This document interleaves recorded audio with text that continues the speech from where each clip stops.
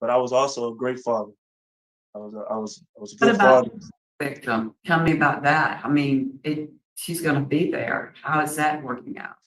Well, for the victim, for us, my stepdaughter, um, I opposed that. I'm so sorry. I feel like I really let her down as a leader and as a father. Somebody, I really let her down, and I'm so sorry. And I genuinely suffer from it every day. I was a good father and I am suffering. Those are interesting choice of words for a parole hearing for a man who's serving a 13-year sentence for what he did to his daughter who's under the age of 10. He's halfway through his sentence and up for parole. Let's see how he does. I'll unpack it at the end. All right. Sir, please state your name and your DOC number for the record. My name is Gregory Smith. DOC number. 762-007. You enjoyed saying that 007, didn't you? That's not- Also on me. Sir, according to your master prison record, you're a first-class offender. You are currently serving a 13-year sentence for indecent behavior with a juvenile. You have a parole eligibility date that's passed. It was November 16, 2023. You're not eligible for good time, and you have a full-time date of July 18, 2032. Is that information correct according to your knowledge? Yes, ma'am. Okay.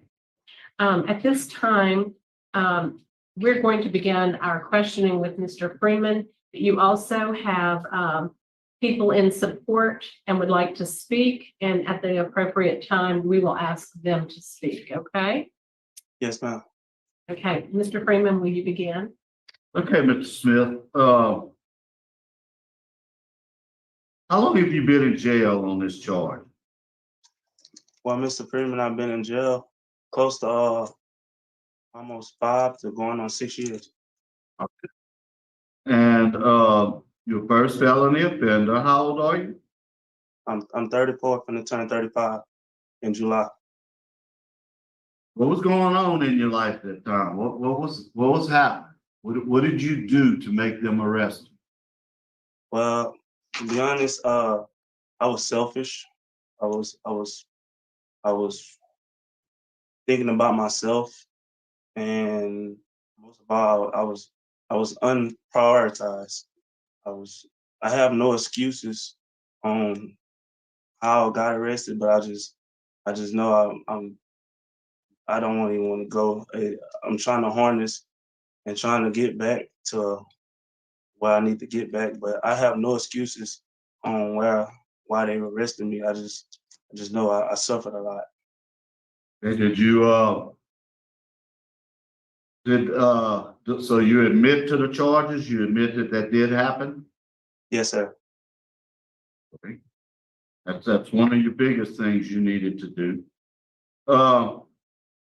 So I look at it and I see the DA, the sheriff, and the judge, they're opposed. Your spouse, I think she might be Anita Brown. I'm not sure if y'all married yet. I know she's here to speak.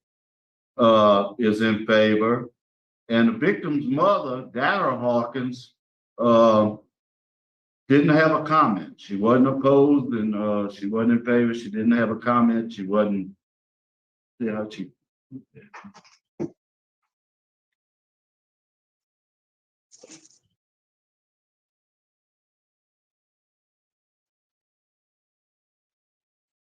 The victim's family is unopposed. So that actually the mother said she was unopposed. I want to get that straight for the record. Okay. What kind of classes have you taken since you've been in jail? Sir, well, Mr. Freeman, I tried to get classes since I've been incarcerated, but since the pandemic had started in 2000, came to jail in 2019, and I was told that being a sex offender, we weren't able to get classes, but I still took initiative and tried and try to get into classes. And when I was at Winsboro, I was a mentor. I was a mentor for programs. I was helping people with their GD classes. I participated I was also a dorm rep for certain classes like the CTP and victim awareness. I was helping, but I still took initiative because I didn't want to make no excuses like why I couldn't and why they tell Right. me one thing that I can't do. But I know, like I tried. I really would try. I would try, and they let me be mentors. And while I'm incarcerated now, I did do some type of classes. Well, some classes online that they provide on the tablet, and I completed like a couple of them. So I know it might not be as big as what y'all want, but I still try to take initiative and try to get something out of it. He also has some certificates on the tablet. As soon as I can, y'all, like I said, if y'all give me an email, I'll send them to you all from the computer because I can get to them now. Okay, well, we have the DOC certified classes. So the ones that they get credit for. All right. All right, let's move on. Where are you gonna live at if you get out? I'm gonna be staying with my grandmother. Her name is Dr. Margie Walker. I'm gonna be staying in Bossier City in Louisiana. I'll be staying with her. And she's like the most important person to me because she always tell me no matter what, don't make no excuses. As a young man don't make no excuses. Stay productive. Okay. You had any problem with drugs when you were on the street? I had this one time. I don't make no excuses, but I did get incarcerated. I had this one time. I had marijuana on me, and I didn't think nothing big of it, but I did get incarcerated for having marijuana on me. I think it got thrown out because the guy that I was with, he ended up taking that was his charge. Okay. And I do want to note that Miss Chandra Walker, I think she works with Target, has sent us a letter saying that she would counsel you if you were released. Yes, sir. I have no further questions. Ms. Stapleton? Morning, sir. I see where, am I correct? The victim's mother and you have a son together. Am I correct with that? Yeah, yes, ma'am. We have a 6-year-old son who's autistic. His name is Graydon Earl Smith Jr. And he's my world. I Like I said, I had my life together, but I was also a great father. I was a What good about father. victim? Tell me about that. I mean, she's gonna be there. How is that working out? Well, for the victim, for us, my stepdaughter, I opposed that. I'm so sorry. I feel like I really let her down as a leader and as a father, somebody. I really let her down, and I'm so sorry. And I genuinely suffer from it every day because there's somebody that looked up to me Right. as a role model. Right. And here I am incarcerated, and I don't have no excuses. I really just tell them I'm so sorry, and I try every day. That's why Dr. Walker, Dr. Target, I'm getting treatment for the rest of my life because Huh? if I can do it, I want to see a better me, not just for me, but for my son and for other individuals that be in my situation as well. Okay, so the mother and the daughter, they're getting counseling, right, as a result of this? To be honest, I wouldn't know, but I know the mother, she was telling me that that Grace Genesis has just finished I forgot what the name of it is, but she just finished something to go forward and she was telling me how I would tell her mother, because I'm still the father of Graydon, and I would tell her that I'm finished and I'm taking classes to get you know what I'm saying, to get back in life and prepare myself for society as well. And so I understand. Okay, so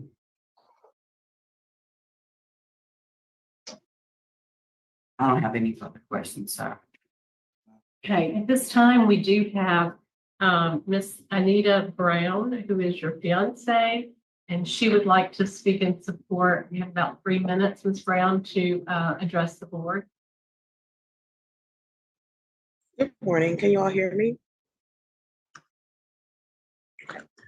First of all, thank you so much for giving Greg this opportunity.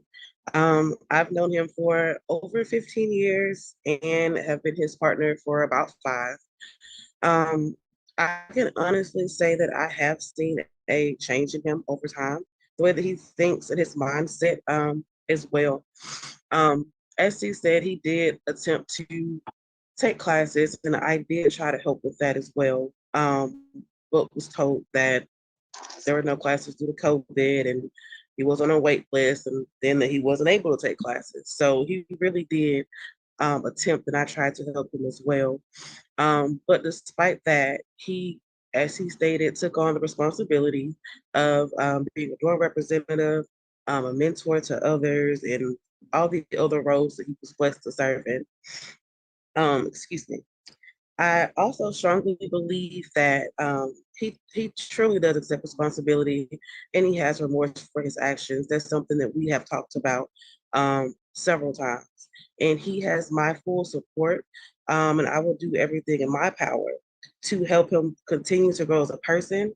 I stand beside him and support him as he seeks to further his education, begins therapy with Dr. Walker Target, and any other professionals that he may work with, and help him continue to seek treatment and different opportunities to grow. Overall, I just hope and pray that you all allow him the opportunity to be released so that he can come home, help raise his son who needs his father. Me and the mother, we do talk. So there would be no issues as far as him being able to see his son. As I said, we have a relationship, so the daughter would not be involved in any type of way. We've already, discussed that, so there's no issue there.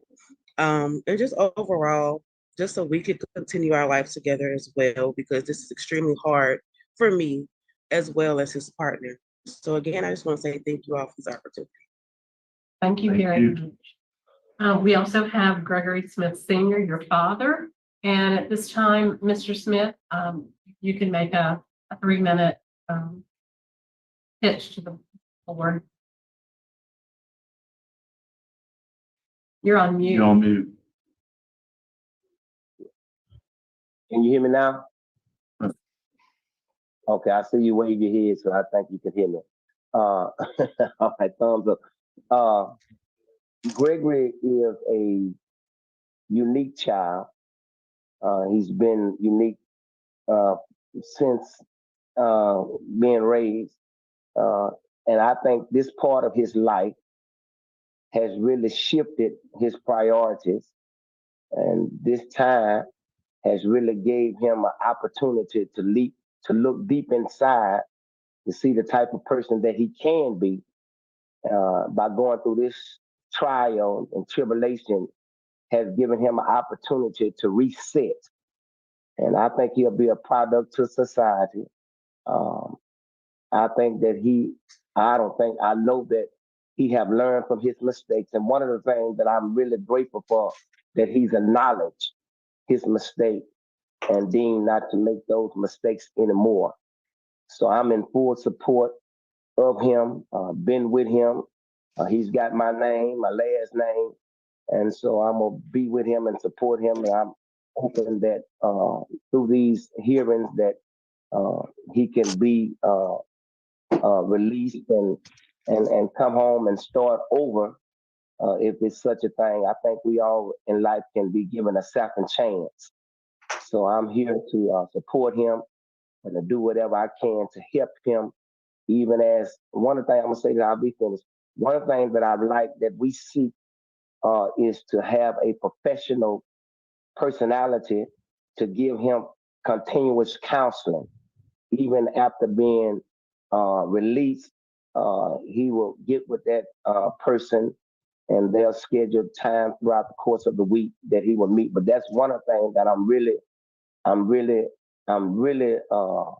adhere to, that will take place in his life even after him being released.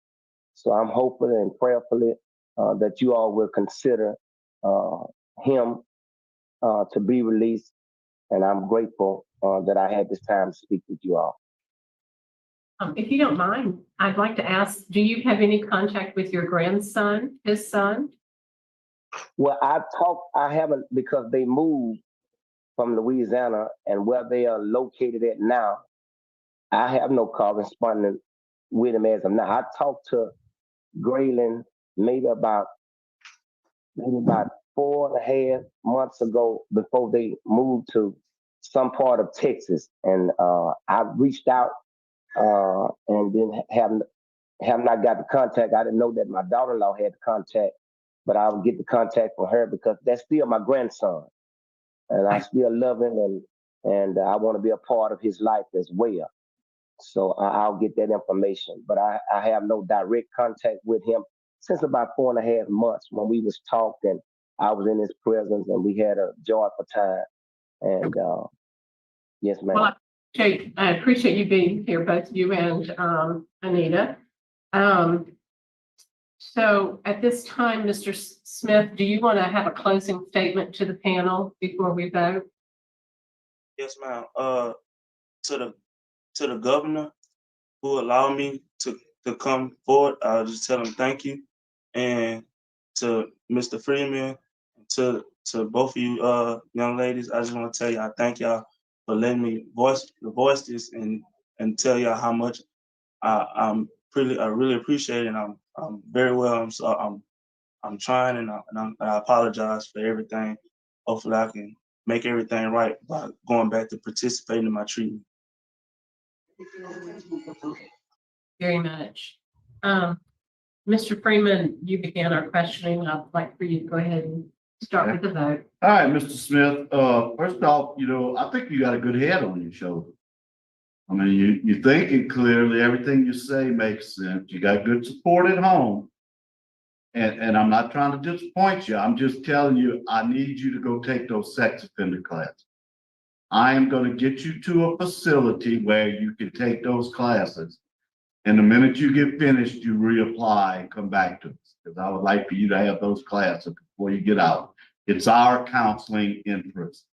Okay? Yes, Ms. Stapleton? Well, I agree with Mr. Freeman, and he's got a wonderful suggestion for you.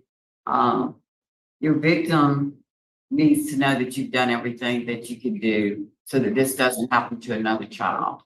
So I agree with everything, and right at this moment, I vote to deny, but like he says, we want you to be able to get the classes that you need. And that's my vote to deny at this time. Mr. Smith, I concur with my colleagues. So you have been denied today, but you are on the right track. Did you have any disciplinary write-ups since you've been incarcerated? I never had a disciplinary write-up. I wanted to commend you for that as well. I didn't see anything in the record. And thank you for your good behavior while you're here. Sir, at this time, you have been denied parole, but we will ask that you are moved to a DOC facility where you can have the appropriate sex offender treatment and encourage you right back. Thank you. Thank you very much. So this concludes our hearings today, and we're going to close out, and it is now 10:53. Of course he has no write-ups. I mean, maybe they're still new at this and they don't realize, but yeah, people of these who commit crimes of this nature, they don't have write-ups. They all fit into that same bucket. This hearing pissed me off Maybe, you know, I haven't seen enough of these new board members. At one moment I see it where they just like everything we want, and at the next it's like, who's representing the victim? She was under 10 years of age. We don't have the details because of the way that they do, you know, but she could have been 5. She go, but who cares? It was over a year that he was doing this to her. They initially got him on full-fledged first-degree sexual assault. This wasn't even just a regular carnal knowledge of a juvenile molestation charge. He's a full-on pedo.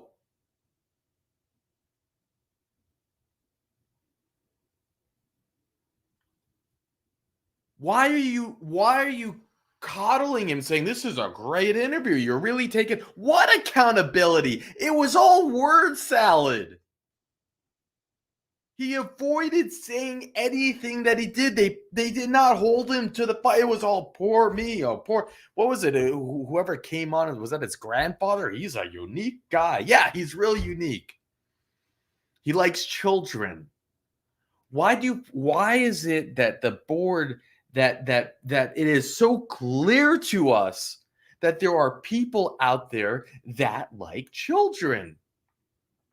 You think it's a coincidence that he married that woman with a child? It was his stepdaughter. You think that's a coincidence? It's not.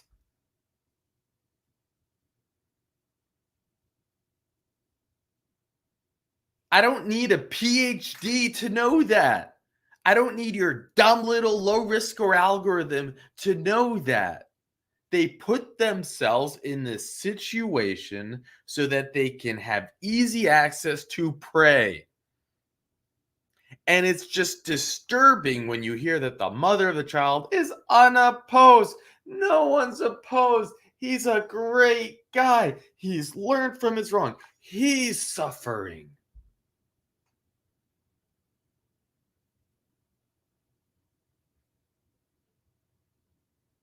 You know, when they give a 13-year sentence, the plea deal that he gave, you know they had him to rights. You know he was in trouble because they don't do that in Louisiana and most states.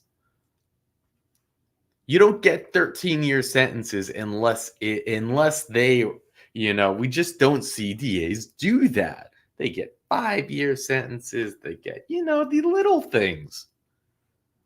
His full term date's 2033.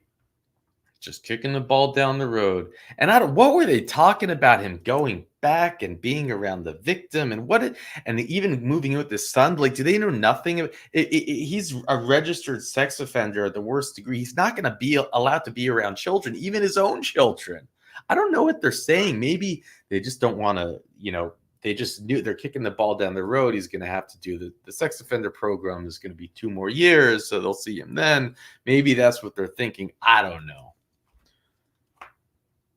They don't want to beat him down. I don't know, but hold him accountable. I just, you know, maybe they have their own method. They knew right away he was going to be denied. They were going to, I'm trying to think for they're going to, but again, it's who's representing the victim, a little girl. She's still a baby. She was under 10 when this happened. She might still be under 10.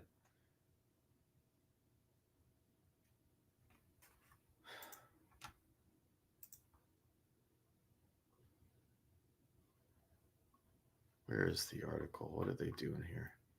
Thank you, Richard, for the info. 30-year-old man was arrested Friday and charged with, this is what he was charged with, okay? Okay? That's what he was charged with. This is something that you don't see often.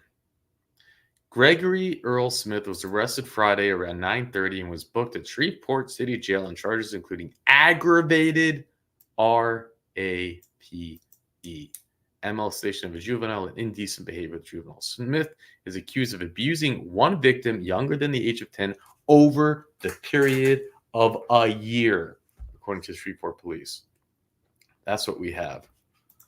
He's a great guy. He's unique. I suffer. Every day I suffer. I was selfish. I was thinking about myself. That's what he says when they ask him this question. That's his word salad. I suffered a lot. Then he talks about his doctors, and you can see he you know, it's not someone who's actually taking it seriously. It's just like part of his parole pitch. He said the wrong doctor's name, then he looks down, then he fixes the name. He's looking at his notes. It's like, yeah, okay.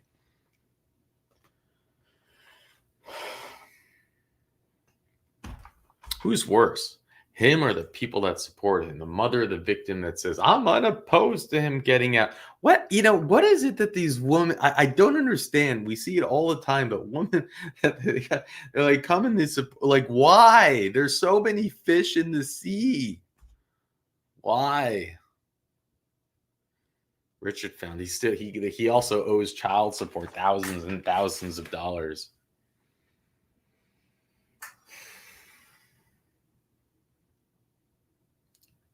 I'm guessing that the same woman that's supporting him is also chasing him for money for child support. I mean, is that what's happening, or is it the stepmother that's chasing him? I don't know. I'm not sure. But it's I don't know. What more can I say?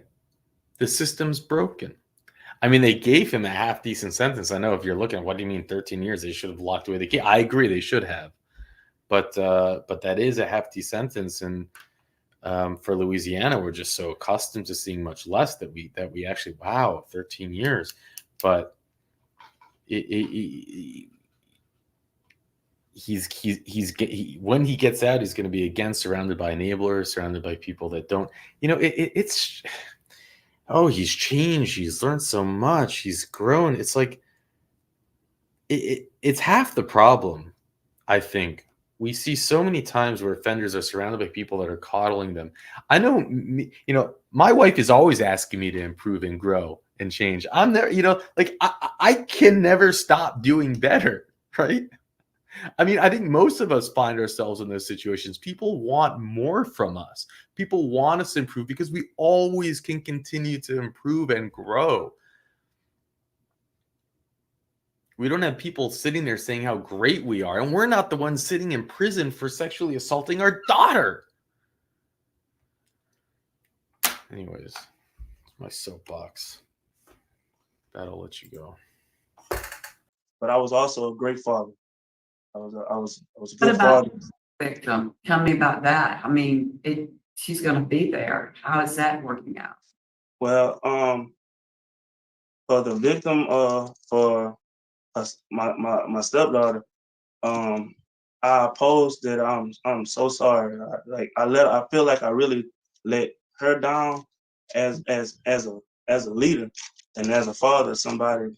I really let her down, and I'm so sorry. And I genuinely suffer from it every day.